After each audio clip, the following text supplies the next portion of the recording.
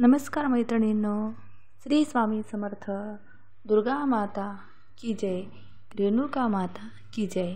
सर्व मंगल मांगल्ये शिवे सर्वार्थ साधिके, शरण्ये त्र्यंबके गौरी, नारायणी नमोस्तुते, नारायणी नमोस्तुते.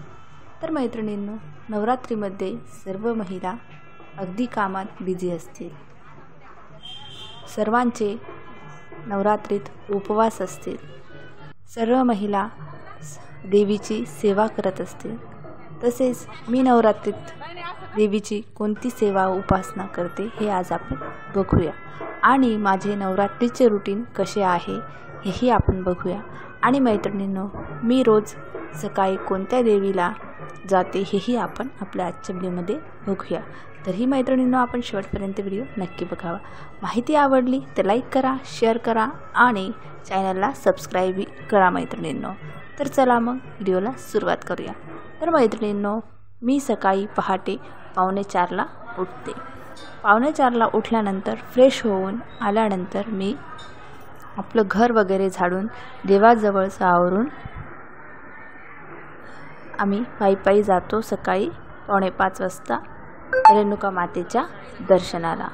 रेणुका मातेच्या दर्शनाला आम्ही जास्त काही लांब नाही आहे, जवळच आहे. 1 ते 2 किलोमीटर असं तिथे जातो आम्ही पायी रेणुका मातेच्या दर्शनाला. रेणुका मातेचं दर्शन झाल्यानंतर तिथे थोडीफार गर्दी असती. त्यानंतर दर्शन घेतो, तिथे थोडे बसतो. बायका हळदी कुंकू देतात, देवीची ओटी भरतात. सर्व अशा बायका महिला देवीच्या दर्शनासाठी मनोभावे पूजा करण्यासाठी रेणुका मातेच्या दर्शनाला भरपूर महिला पायी येतात मैत्रिणी. सकाळी 4:45ला, कोणी 6ला, ज्याला जसे जमल तसे येतात मैत्रिणींनो. मग तिकडनं आम्हाला यायला घरी वाजतात 6 वाजेला मला असतो माझ्या मुलाचा टिफिन. तो झाल्यानंतर मी परत देवाजवळ रांगोळी वगैरे काढून देवाची पूजा करून दिवा अगरबत्ती वगैरे करून मग बसते आपले स्वामीचरित्रचे पठण करायला. तर मैत्रिणींनो, आम्ही स्वामीचरित्र रोज 3 क्रमशः अध्याय पठण करतो. त्याचा आमचा ग्रुप आहे. 7 महिला रोज 3 अध्याय पठण करतात. असा आम्ही रोज एक पाठ पूर्ण करतो मैत्रिणींनो स्वामीचरित्राचा. ते झाल्यानंतर मग मी माझ्या मिस्टरांच्या ऑफिसची तयारी असते. त्यानंतर त्यांचं आवरल्यानंतर त्यांना नाश्ता वगैरे करून चहा वगैरे करून मग ते 10 वाजता ऑफिसला जातात. 10 वाजता ते ऑफिसला गेल्यानंतर मग माझे रोजचे कामं सुरू होतात. भांडे धुणं, घर झाडणं, घर पुसणं, मग नंतर स्वयंपाक दुपारचा, सर्व काही माझं असं बिझी शेड्यूल असतं मैत्रिणी. त्यानंतर 12 वाजेपर्यंत दुसरा मुलगा स्कूलमध्ये जातो. मग त्याचाही टिफिन वगैरे पॅक करून त्याचे स्कूलचा युनिफॉर्म वगैरे सगळं व्यवस्थित करून मग त्याला 12 वाजेला स्कूलमध्ये पाठवल्यानंतर त्यानंतर मग मी करते सप्तशतीचे पाठ. तर मैत्रिणींनो, रोज मी सप्तशतीचे एक पाठ पूर्ण करते मैत्रिणींनो. तसे मग मला 9 दिवसात 9 पाठ पूर्ण करायचे आहे. एका दिवसात माझ्याकडनं एकच पाठ होतो मैत्रिणींनो. कारण तुम्हाला आता माहीतच आहे की महिलांच्या मागे रोजचे खूप असे कामं असतात. त्यामुळे ते एक पाठ पठण करायला पण मैत्रिणींनो 1.5 ते पावणे 2 तास लागतात.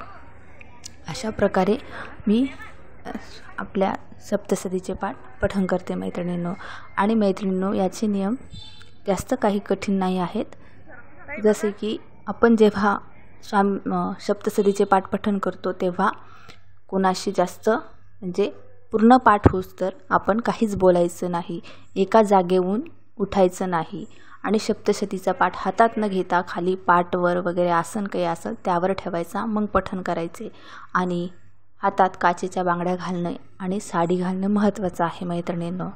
हातात काचेच्या बांगड्या, साडी, जोडवे, पैंजण वगैरे सर्व काही व्यवस्थित करूनच मैत्रिणींनो सप्तशतीचा पाठ आपण वाचावा.